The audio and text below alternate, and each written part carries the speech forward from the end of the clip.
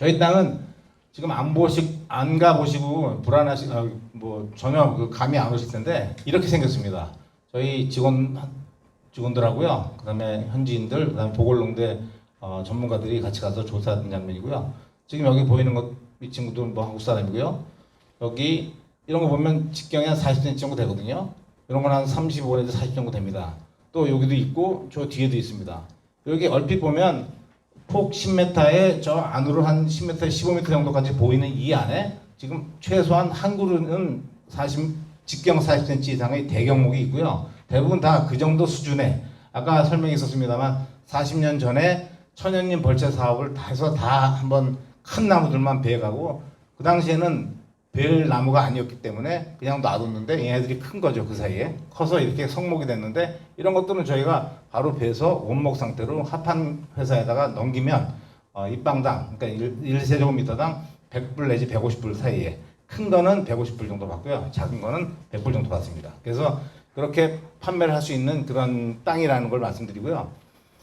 입방 말씀드리니까 이제 헷갈리실 텐데, 잘 이해가 안 될 텐데, 나무 한 나무의 제적을 좀 보이겠습니다. 이 나무 같은 경우에 이 원통형의 부피를 재는 공식이 파이 R 제곱이잖아요. R 제곱 H잖아요. 그래서 파이 원주일 곱하기 여기 40cm니까 0.2, 0.2 반지름은 20cm, 0.2 곱하기 0.2, 그다음 높이가 30m니까 30m 곱하면 저 한 나무의 그 제적은 3.8 세제곱미터입니다.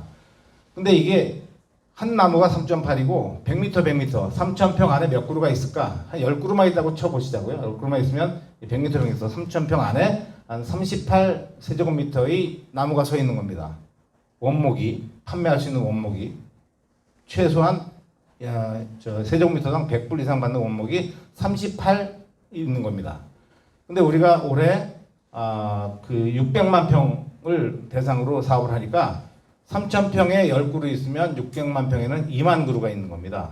2만 그루가 있으니까 2만 그루면 그 안에 있는 나무의 제적은 총 76,000 세제곱미터. 금년도에 저희가 베고 팔아서 수익을 올릴 수 있는 나무가 76,000 세제곱미터가 있다라는 말씀을 드리겠습니다. 가끔씩 이렇게 그 직경이 1m 넘는 이런 큰 나무들도 있는데요. 이건 현지인 녀석이 이렇게 지가 다 기계 톡 갖고 쓸어가지고 이렇게 세워놓고 팔고 있습니다. 이런 것도 요것만 해도 한 4, 5입방 되고요. 여기 이렇게 각재도 만들어놨는데 굉장히 큰 나무죠. 계산하면 7, 8입방 정도 나올 겁니다. 근데 이 녀석이 저 사진 찍고 같이 있는 건데, 이런 걸 그냥 놔두고 볼 수 없기 때문에 빨리 가서 한국의 자본으로 가서 벌채해서 수익을 올려야겠다라는 생각을 하고 있습니다. 이렇게 그냥 주먹구구식으로 이제 말씀을 드리니까 도대체 얼마큼 있는 거야라고 생각하실 텐데, 인도네시아에 공신력 있는 보궐농대 이빼베라고 합니다. 이빼베가 인목 축경량을 조사했습니다. 그 결과를 보시면 저희 이제 블록 1, 2, 3 다 합쳐서 한 133만 8천 세제곱미터의 나무가 현재 있다. 근데 그걸 다 너네가 현실적으로 다 베지 못하니까 80%만, 통상 80% 정도 이제 가져가서 판매를 하니까 그 대상 80%를 적용하면 한 99만 6천 세제곱미터는 너네가 팔 수 있겠구나. 이렇게 이제 조사 결과를 냈습니다. 이 결과는 인도네시아의 보궐농대의 용역 결과로 산출된 것이고, 저희가 이 허가권을 신청할 당시에 당연히 환경영향평가라는 걸 받습니다. 그때 산림부가 이 자료를 가지고 인정을 했습니다. 너무 많아도 산림부가 인정하지 않고요. 자기네 직접 조사를 따로 체크를 하기 때문에 자기네 체크해본 결과 이 수치는 맞다라고 산림부가 인정한 그런 수치가 되겠습니다. 이 표는 아까 말씀드린 결과 중에 일부인데요. 이렇게 녹색으로, 연두색으로 보이는 부분은 소위 말하는 그 나왕류, 머란띠 그룹이라고 하는데요. 나왕류의 목재가 이만큼 있다라는 겁니다. 이런 다른 나무들은 사실 좀 나왕보다는 가볍고 가공성이 떨어진 나무들이라서 그렇게 가격이 비싸지 않은데, 나왕은 가격이 비쌉니다. 저는 다 나왕으로만 계산했습니다. 이런 것들은 팔아봐야 소용이 없기 때문에 이런 거는 부셔서 목재, 우드 펠릿, 목재 펠릿의 원자재로 공급을 하면 되는 겁니다. 말씀드렸습니다. 이렇게 나무가 많으면 뭐하냐? 이 나무를 누가 사는데? 코린도가 삽니다. 코린도하고 계약은 5년간 매년 10만 입방씩 50만 입방을 팔기로 원목 장기 공급 계약서를 계약을 체결했습니다. 코린도는 왜 이 나무를 살까? 아까도 질문을 하셨습니다만 코린도가 조림지를 갖고 있지 않습니다. 지금 코린도라는 기업은 그래도 연매출 10억 달러를 하는 인도네시아 한산 그룹의 그룹 중에 최고의 그 그룹인데요. 그 안에 여러 가지 사업부가 있지만 그 중에 목재 사업부가 메인이고 지금까지 코린도를 있게 한 그런 중요한 부서가 목재 사업부입니다. 목재 사업부의 합판 공장에서 연간 뭐 한 90만 입방을 생산하고 있어요. 근데 그 생산된 거는 거의 다 중동이나 유럽, 일본 등의 고급 합판으로 판매를 하고 있습니다. 이 코린도에서는 왜 그러면 굳이 조그만한 우리 맨날 빼떼 하나한테 나무를 살까? 나무가 없기 때문에 그렇다고 말씀드렸습니다. 조림지 갖고 있는 중부 칼리만탄의 조림지는 펄프 용재를 심어놨기 때문에 그 펄프 용재는 왕자 재지가 거의 다 가져갑니다. 그래서 실제로 합판 사업용으로는 목재가 부족한 현상입니다. 실제 인도네시아에서 목재가 부족해서 전반적으로 합판 공장의 공장 가동률이 40% 정도밖에 되지 않는 그런 게 현실입니다.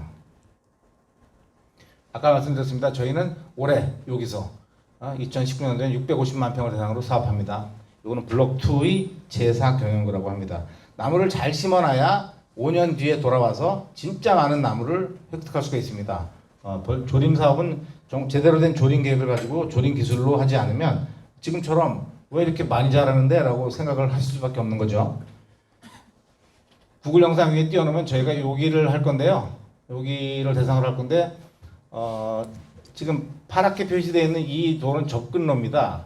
과거에 이 지역에서 천연님 벌채 사업을 할 때 사용했던 접근로입니다. 그 접근로가 지금 별로 사용하지 않기 때문에 많이 숲이 이제 침범을 해가지고 제대로 차가 많이 잘 다니지 못하지만 그래도 비교적 저희 땅 내에서 가장 접근로가 양호한 곳이 현재 상태가 잘 유지되어 있는 곳이 이 접근로입니다. 여기는 보수만 하면 됩니다.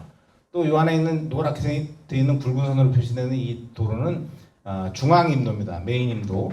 메인임도와 접근로는 보수만 하면 되고요. 여기 작게 가늘게 표시되어 있는 이런 작업로 비슷한 것들은 보조임도입니다. 이 보조임도를 제가 할지 모르니까 인도네시아도 작업단이 있습니다. 그래서 그 작업단한테 시켜야 되는데 하도골 줘야 되는데 그 하도골 주기 위해서 초기에 이 정도의 선급금이 지급이 돼야 되는 거고 그러고 나면 그 다음부터 약 한 15억 정도씩 15억 이상의 수익이 고정적으로 발생한다라고 말씀드릴 수 있습니다. 그러다 보니까 연말쯤 되면 초기에 투입한 투입 자금도 상환할 수 있는 정도가 된다라고 말씀드릴 수 있습니다. 그렇게 좋은 사업을 왜 너만 하니? 라고들 하세요. 대기업 중에는 안 하니? 예, 대기업은 못합니다. 왜냐하면 허가권을 얻을 수가 없습니다. 해외 사업의 가장 어려운 부분은 또 해외 사업의 성공 포인트는 현지화에 있습니다. 제가 보니까요. 근데 현지화를 하려면 허가권을 인도네시아 기업이 갖고 있는 허가권을 매입해서는 안 됩니다. 직접 수속을 해서 현지인들, 주민들하고 관청하고 기가 막힌 협력 체제를 유지해야만 이 사업이 성공할 수 있는 겁니다. 그러나 대기업들은 그렇게 하기 위해서 중간중간에 소위 언더 테이블 머니가 많이 들어가죠. 회교를 생각하시면 이 나라 회교 국가인데 회교라고 하는 종교를 조금 생각하시면 언더 테이블 머니 뇌물이라고 생각하시면 안 되고요. 이게 수수료 또는 사례금 같은 겁니다. 혼자 절대로 사용하지 않고 전원이 다 나눠서 사용하는 수수료 같은 그런 개념이기 때문에 그러한 경비 처리를 대기업이 할 수 없죠. 그렇기 때문에 대기업은 허가권을 갖고 있지 못합니다. 그래서 저희 같은 중소기업이 바리바리 주민들하고 협력을 얻어서 허가권을 갖게 되는 거고요. 이와 같이 국내 기업이 한국 기업으로서 인도네시아의 산업적인 사업 허가권을 갖고 독자적으로 개발해서 사업에 나가는 최초의 경우가 되겠습니다. 인도네시아는 제도가 불안정해가지고 이제 허가 줬다가 다음에 갑자기 정관 바뀌면 뺏는다며? 라고 하시는 분들 많이 계세요. 캄보디아는 그렇습니다. 캄보디아는 대통령이 한 것도 국방장관이 바꿔치고 다 하는데 인도네시아는 산림 강국이라서 산림 관련된 법 제도가 굉장히 잘 준비가 되어 있습니다. 우리나라는 상상도 못하는 제도까지 다 있어요. 굉장히 기가 막히게 합리적입니다. 더군다나 세계 최대의 회교 국가라서 어릴 때부터 율법을 우리가 생각하면 맞지 않는 율법이지만 자기들끼리만 맞는 그런 율법을 어렸을 때부터 모여서 강독하고 강연하고 그러면서 큽니다. 그렇기 때문에 이 법이라고 하는 거는 반드시 지켜야 되는 거고 함부로 고치면 안 된다라는 개념이 있어요. 그래서 그런 갑자기 내년에 정권 바뀌어가지고 이 제도가 바뀌었다, 이 허가권이 없었다, 그럴 리는 절대로 없습니다. 가짜 뉴스입니다. 지금 또 해외에 보이지 않는 것을 어떻게 불안해서 어떡하냐. 삼탄이라든가 삼천리 같은 우리나라 최고의 뭐 석탄 관련해서는 최고의 기업들이죠. 지금까지 지난 4, 50년 동안 인도네시아에서 석탄을 채굴 해서 지금까지 잘 회사가 운영되고 있지 않습니까? 자원사업 하고 있죠. 지하자원으로 석탄, 처광석, 구리 같은 거는 제야자원이고요. 목재는 지상자원입니다. 눈에 보입니다, 바로. 근데 그동안은 왜 안 했는데, 나무는 아까 말씀드렸죠. 있으면 썼습니다. 있는데 찾아가서 배워왔지 내가 조림한 적이 없었습니다. 그러다 보니까 지금 이제 이용만 하고 조림하지 않았으니까 원목 부족 현상이 심화돼서 코린도도 저희한테 나무를 살 수밖에 없는 상황이 생긴 거란 거죠. 재밌는 거는 나무는 지금 안 팔았다고 해서 상하거나 썩거나 그러지 않습니다. 놔두면 재고 아닙니다. 놔두면 더 큽니다. 내년에 팔면, 올해 지금 나무 가격이 떨어졌다고 해도 뒀다가 3개월만 지나면 다시 원목 가격이 회복이 됩니다. 그럼 그때 팔면 됩니다. 그러니까 국내 기업 중에서 그래도 굳이 관련 사례를 찾는다면 인도네시아의 한상 기업인 코린도가 중국관리만단에 약 6만 헥타 이상 조림 사업을 했고, 이 수종이 펄프재이기 때문에 일본의 왕자 재즈가 지분 34%를 1억 4천만 불에 매입을 한 바 있다라는 말씀드렸고, 이건 창호, 마루로 유명한 이건 산업이 솔로몬, 남태평양의 솔로몬에서 조림 사업을 하고 있습니다. 연결 재무제표로 올라오는 영업이익이 2014년에 이때는 조금 많았어요. 이 앞전에 다른 일이 이제 회계상 넘어오는 바람이 좀 많았고, 대체로 뭐 2015년도에 17억, 50억, 60억, 그리고 작년에도 제가 알기로 49억, 50억 정도. 산업은 솔로몬의 조림 사업에서만 연평균 약 50억 정도의 영업이익이 올라오기 때문에 지금도 조림 면적 확대를 위해서 조림 면적 확대를 위한 재투자에 열심이다. 근데 솔로몬 군도도 습지가 많아서요. 섬으로 이렇게 이루어진 나라인데 습지가 굉장히 많습니다. 근데 이 습지를 조림지로 개발하는 변형시키는 중에 있습니다. 조림 습지가 결코 나쁜 데가 아니고요. 폭 4m 정도의 깊은 수로를 파놓으면 물이 다 그쪽으로 모입니다. 그러면 이 특별히 그 외에 다른 조치를 하지 않아도 나머지 당들이 굉장히 수분도 좋고 햇빛만 비춰주면은 잘 자라는 나무가 토지가 됩니다. 그래서 지금 거기에 전문가가 2015년도부터 가서 지금 조림 면적 확대를 위한 재투자에 열심이다라는 말씀드린 거고요. 또 이거는 약간 뭐 벗어난 이야기가 될지 모르겠습니다만, 우드 펠렛을 태우면 미세먼지가 나온다라고 이렇게 가짜 뉴스가 나오고 있습니다. 어떤 멍청한 국회의원이 또 떠들기도 하고요. 근데 목재에는 중금속이 포함되어 있지 않습니다. 그리고 회분, 목재가 타고 나면 남는 재는 우드 펠렛으로 만들게 되면 재가 기본적으로 3등급이 되려면 3% 이하가 돼야 되고요. 2등급은 1.5% 이하가 돼야 됩니다. 그나마 그 회분도 집진 설비 장치를 통해서 99.9% 흡수되기 때문에 바깥으로 나오는 회는 거의 없다고 보시는 게 맞습니다. 중금속은 가끔씩 황 수치가 높아질 수 있습니다. 이거는 화산지대의 조림지, 화산지대에 조림해 놓은 나무에는 이 토양으로부터 황성분이 나무로 들어가서 그걸 연소시켰을 때 황성분이 나오는 경우가 있습니다. 근데 우리나라에서는 그런 황성분이 0.05% 이상 되는 펠릿은 수입하지 않습니다. 그렇기 때문에 목재를 태워서 황이 나왔다, 이런 일은 없습니다. 이건 절대로 없고요. 또 가끔씩 이제 이산화질소가 나오는 경우가 있다고 합니다. 그건 뭐냐면 우드 펠렛을 만들기 위해서 나무를 베서, 못 쓰는 나무죠. 좋은 나무를 뭐 하려고 연소시키겠습니까? 합판재로 만들거나 가구재로 만들죠. 네, 이렇게 불쏘시개로 쓰는 나무들은 이렇게 놔둡니다. 노천에 그냥 방치하다 보니까 얘네들이 잽싸게 그 펠릿 공장으로 들어가서 톱밥으로 갈려서 펠릿으로 만들어줘야 되는데, 그냥 놔두다 보니까 비 맞고 그러다가 표면이 약간 부식이 되고 썩습니다. 약간 표면만. 그때 질소 성분이 들어가는 겁니다. 그러면 그 질소 성분이 그 펠릿에 들어가서 태우면 이산화질소가 나오겠죠. 근데 이것도 역시 0.03%인가 기준이 있어서 그 이상 되면 국내에서 수입하지 않습니다. 그렇기 때문에 국내에서 우드 펠렛을 연소시켜서 발전을 했는데 우드 펠렛 때문에 중금속이 포함돼 가지고 미세먼지가 나왔다, 이건 다 가짜 뉴스입니다. 실제로 과학적으로 틀린 얘기이기 때문에 바로잡고 싶어서 제가 말씀드린 거고요. 실제로 뭐 태풍이 불면 어떡하니, 뭐 산불 나면 어떡하니, 병해충은 어떡하니 얘기를 많이 하세요. 실제 걱정할 수 있죠. 근데 인도네시아 잠비주는 적도상에 위치합니다. 그래서 태풍이 없습니다. 태풍은 필리핀 해상에서 열대 저기압이 발달하면서 북으로 올라오면서 태풍이 있는 거지, 적도 지역에는 태풍이 없습니다. 열대 우림 지역에는 또 캘리포니아 많이 상상들 하시고 뭐 나무끼리 비벼가지고 불이 났다라고들 생각을 하세요. 나무 많이 심어놓으면 나무끼리 뭐 바람 불면 스쳐가지고 불이 나지 않을까?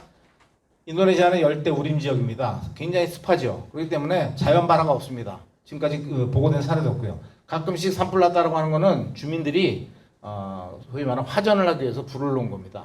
그리고 불을 놓으면 그때는 이제 막 난리가 나지만 슬그머니 일부러 불도 나요. 그래서 산화 피해를 받은 지역이다라고 하면 산림부에서 피해목으로서 벌채할 수 있는 권리를 주기 때문에 일부러 불을 놓는 경우는 있습니다.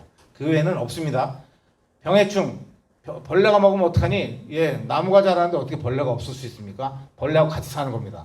근데 저희같이 이막을 전공한 사람들은 오토바이 타고 지나가다 딱 보면 압니다. 저 색깔이 왜 이래?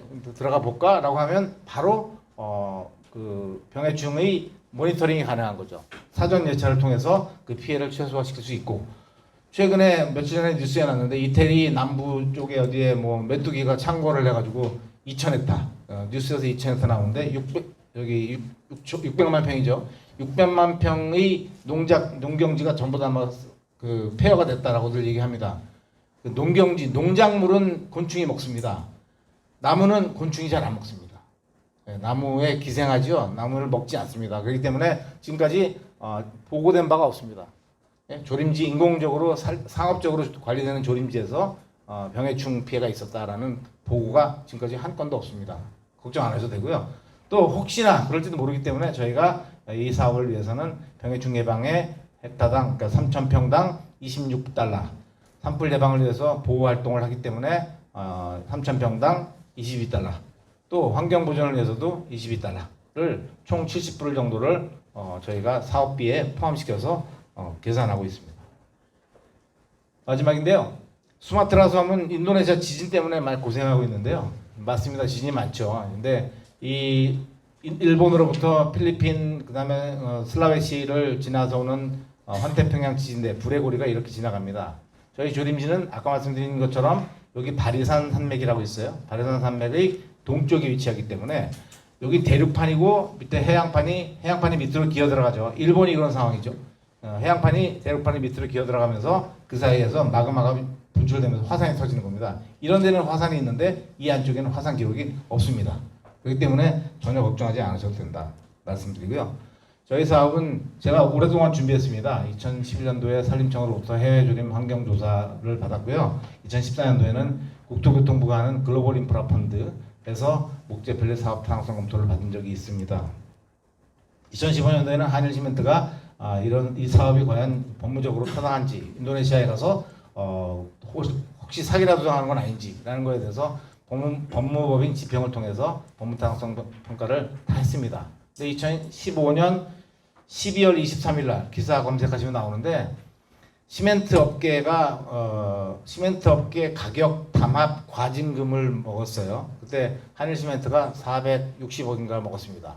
그래서 한일시멘트가 현금 보유력 한 2천억 정도 이상의 좋은 기업인데 그때 그 과징금을 먹으면서 1년 6개월 동안 저희랑 같이 현장도 가보고 법무적으로 타당성 검토도 했고 다 감토했는데 갑자기 회장님이 일단 해외 사업, 신규 사업 전부 중지시켜라라고 하는 바람에 저희가 물을 한번 먹은 적이 있습니다.